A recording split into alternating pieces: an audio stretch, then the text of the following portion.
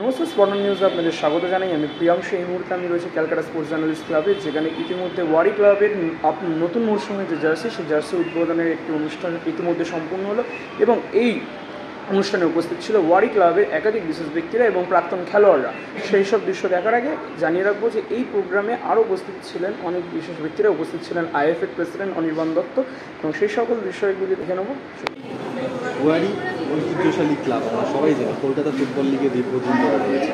আজকে জার্সি উদ্বোধন হলো, সবাই আপনারা এই পুরো প্রোগ্রামটা নিয়ে ওয়ারি কলকাতা ফুটবল লিগে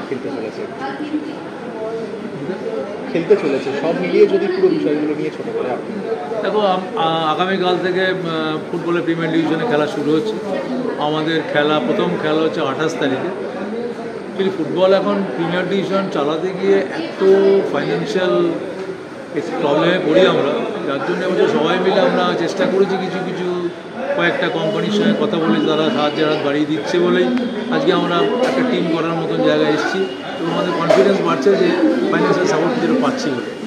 এখন খেলার কথা তো তুমি জানো না, আমি যে কে কীরকম খেলবে, কারণ এখন প্রিমিয়ার ডিভিশনে সবই অনেক টাকার টিম। মোহামেডানকে বাদ দিয়েও অনেক বড় বড় টাকার টিম, তাদের সঙ্গে লড়াই করতে হবে। দেখা যায় যেটা সব ফর দ্য বেস্ট।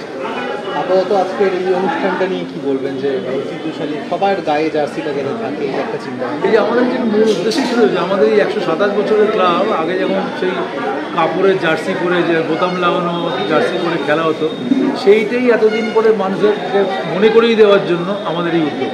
যে সেই সাদা লাল আমাদের ওয়ারির জার্সির রং, সাদা লাল পরেই খেলবে।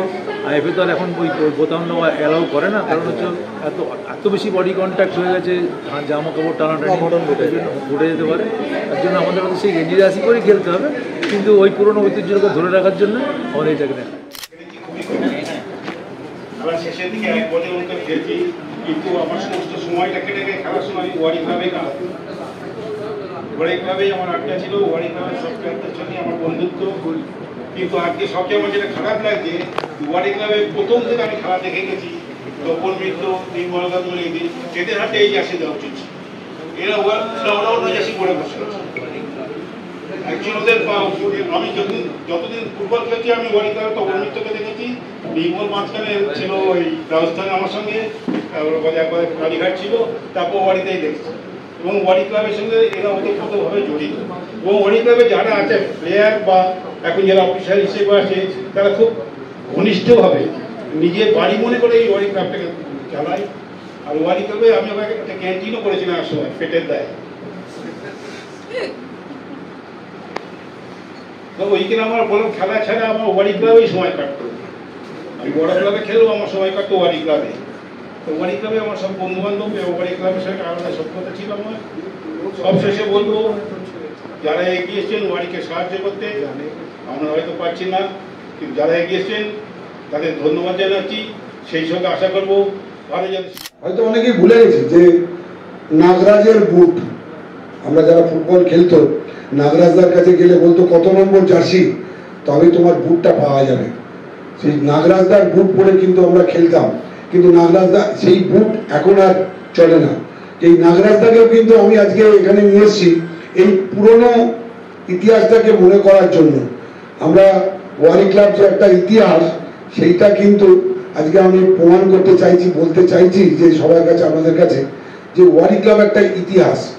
আজকে এমন লোক আছে যে ওয়ারির এমন প্রিয়, তার নিজের অফিস ঘরের পেছনের যে বোর্ড আছে তাতে কিন্তু ওয়ারি ক্লাবের ফ্ল্যাগ লাগিয়ে রেখে থাকে।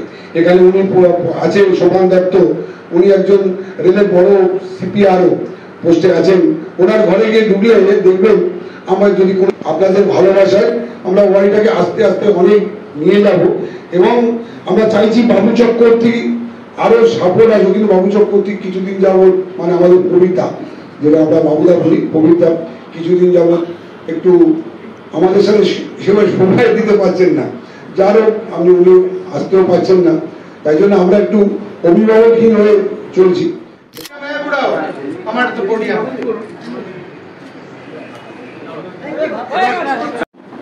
আজকের এই অনুষ্ঠানে উপস্থিত থাকতে পেরে